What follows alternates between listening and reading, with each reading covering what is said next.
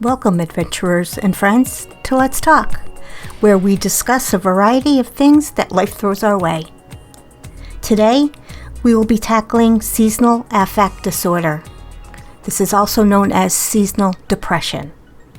So get comfy and let's get into it. It's that time of year where the temperatures are getting cooler, the sun is setting earlier, and the leaves are painting the landscape with the colors of autumn. The sound of football games and the smell of evening bonfires, they fill the air, along with seeing the holidays right around the corner. Most of us are excited, and we welcome that warm, cozy feeling of snuggling up in front of a fireplace with a blanket and a cup of hot cocoa, layered in sweaters and flannel shirts. There are many of us who, along with the coziness, also experience the seasonal depression and waiting for the winter blues that often follow. It can bring body aches, fatigue, and a sadness that can take over our thoughts, spiritually and emotionally, that can lead to physical pain and absolute exhaustion during these next few months. There is an actual medical term for this, and that is known as Seasonal Affective Disorder, also known as SAD. Kind of ironic.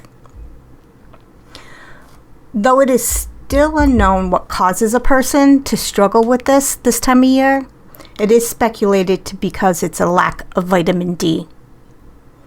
Of course, if you already are experiencing emotional and mental, even spiritual challenges, seasonal affective disorder can complicate it even more by adding another layer. Just know that you are not alone, and this is not unusual. In fact, more people have SAD, seasonal affective disorder, that do not even realize it.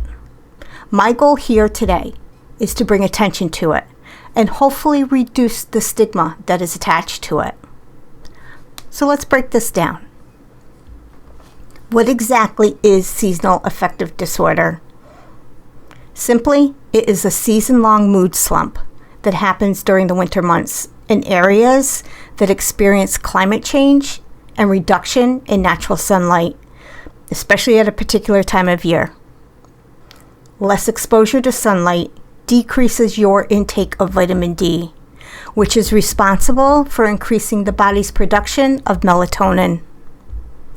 This then causes a decrease in our serotonin, which is in part a human hormone that helps with our mood. What is the difference from depression? Seasonal affective disorder happens when the seasons change, and symptoms are experienced on a yearly basis. These symptoms will subside once the seasons change back to like the longer days of sunlight and warmer weather, but they are similar to depression. Whereas depression, well, that can last no time limit on depression. This is why it is considered a type of depressive condition. The typical symptoms, well, they include fatigue, irritability, difficult concentrating, appetite changes, feelings of persistent sadness, and loss of interest in things you normally enjoy. So you can see how that is very similar to just everyday depression or the diagnosis of clinical depression. What are some ways to deal with SAD? First and foremost, I strongly suggest, and from personal experience, to try therapy. It can really help to connect with a professional that can guide you with the mood shifts and help you get on a healthy sleep schedule to stimulate more mood balance, as the lack of melatonin that occurs in seasonal affective disorder results in inconsistent and disruptive sleep routines. Next, increase your vitamin D intake. You can accomplish this by taking in foods rich in vitamin D, being outside more during the season, and also taking a vitamin D supplement But also with that, make sure you consult and get approval from a professional medical doctor on that. The more you can help your body absorb the nutrients that it's lacking, the greater chances you have to balance your mind and body where it should be. Next thing you could try is using light therapy. Now, light therapy machines can stimulate the light you would normally get from the sun. It stimulates the light from the outdoors and can assist in shifting your mood into greater balance. I've tried it. I love it.